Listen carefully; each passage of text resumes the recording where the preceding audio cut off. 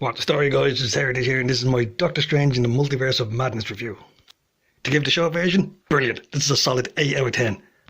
I'll be honest, I was a little bit worried about this one because I've been watching the TV shows and I have not been happy with the way most of them have ended. Some of them have started off brilliantly but then just completely screwed the landing. This film, just complete opposite of that. It was absolutely rollicking. There's going to be spoilers in this, so if you don't want to know any more from that, just take me rewarded. Now, like I said, 8 out of 10, brilliant, go see this. Even if it's just for the direction alone, Raimi is all over it. I mean, the style that he does for this actually manages to get a hell of a lot of horror content into what's essentially a PG film. For instance, we found out recently that this thing's got banned in China. I know exactly why this got banned in China now, because this thing is basically supernatural horror, witchcraft, nightmare fuel written all over it.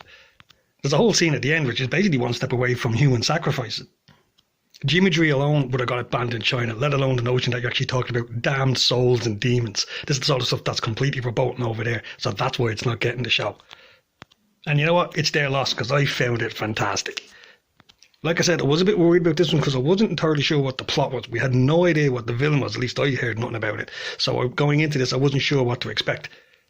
So here's spoiler number 1 straight off the bat. As you've seen in the ads, it looks like he's teaming up with Wanda and it's actually going to try and do something that's gone wrong with the multiverse. No, Wanda's the threat. She's the villain. She's basically lost the plot because of what's happened with her kids at the end of WandaVision. And she is hell-bent on doing anything to try and get those kids. Which is where America Chavez comes into this. She actually wants to absorb her portal punching power so she can actually go to another universe and basically live there happily with the kids. She's basically been using the Darkhold to try and hunt her down. And as a consequence of that, she's becoming more and more corrupted and becoming more and more desperate to try and gain her desires.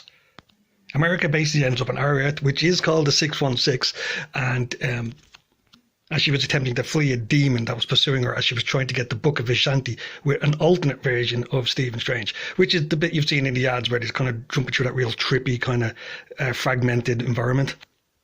And she ends up on our Earth where she ends up getting attacked by that big squid thing, which is basically at the beginning of the film where Stephen's at the wedding of his ex-girlfriend.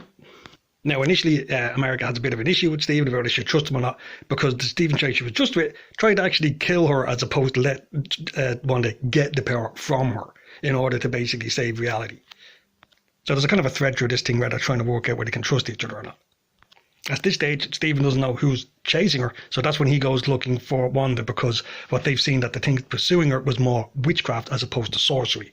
And that's when eventually he finds out that it's actually Wanda that's after him.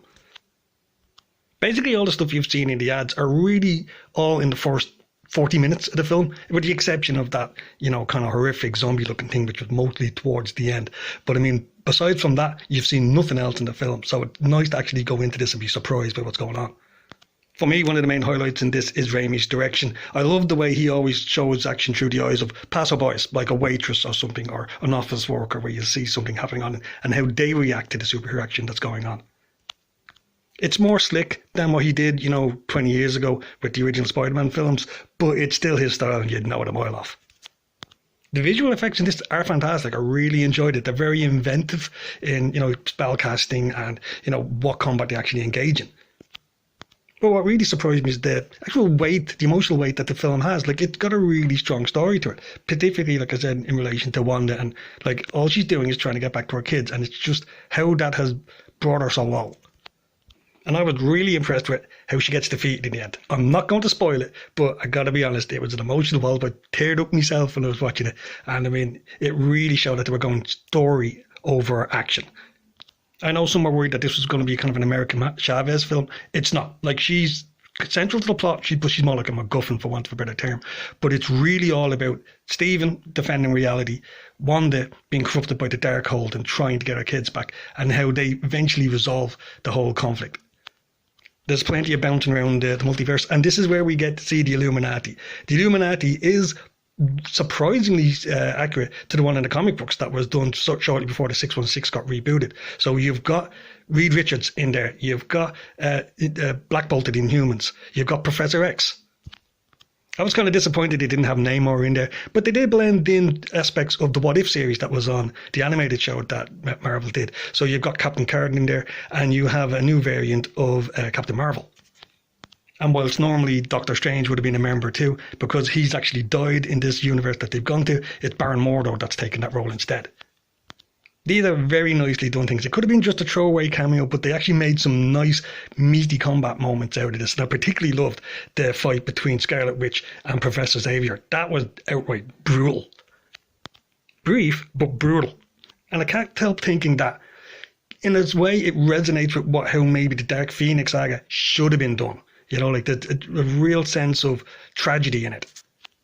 And there's plenty of other little nuggets, fan service moments. Like, for instance, the final battle is fought on Wundagore Mountain, which anybody who's read the comics knows that's where Wanda was born with Pietro.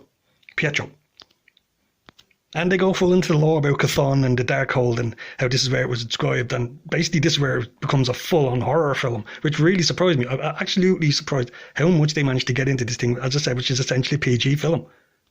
The best aspect for me, though, is the pacing. This film flies along. Too often lately I've gone to a film and it's been good, it's been enjoyable, but it's been about half an hour to 40 minutes you could knock off. There's none of that in this. Gets a little bit stodgy, but not enough to actually derail it. And like I said, the 2 hours just nips by. Benedict Cumberbatch seems to have a blast playing different versions of himself, particularly the guy that seemed to cause an incursion in one of the other universes. He just seemed really nasty and it was fun. And yes, those incursions are the ones that they had in the Illuminati comic books, where the 616 ended up wiping itself out at the end of Hickman's run. So if anybody does remember the comics. I did not expect them to be referencing that stuff at all. There's even a really insane fight, which is basically all about using musical notes, which, I thought that must have been Raimi's idea, but it was fantastic. But the whole thing comes together really well, and I can't recommend it enough. So like I said, 8 out of 10. Not perfect, but this is the best time I've had at a Marvel film in a long time. You've got fantastic effects. You've got a really emotionally weighty story that pays off really well at the end. And it's set up for a third one, which should this do well enough, which it should. Looking at this now, I think this could do about 850 million. I really do think this is going to tick a lot of boxes for a lot of people. I went to see it with my brother and we couldn't stop talking about it for about half an hour afterward, which is always a good sign for a film. So this looks like a return to form for the Marvel film. It's the exact right thing to do to make Wanda the villain. And it's brilliant that she's a sympathetic one. You do feel sorry for her. Even though she's doing some heinous stuff in this film, you know why. And that actually makes the emotional payoff at the end of how she gets defeated all the better. So there you go, guys. That's my Doctor Strange in the Multiverse of Madness review. Like I said, I loved it. I thought it was great. I'd happily go see it again. If you like this, like and subscribe and let us know what you think about it. Take care.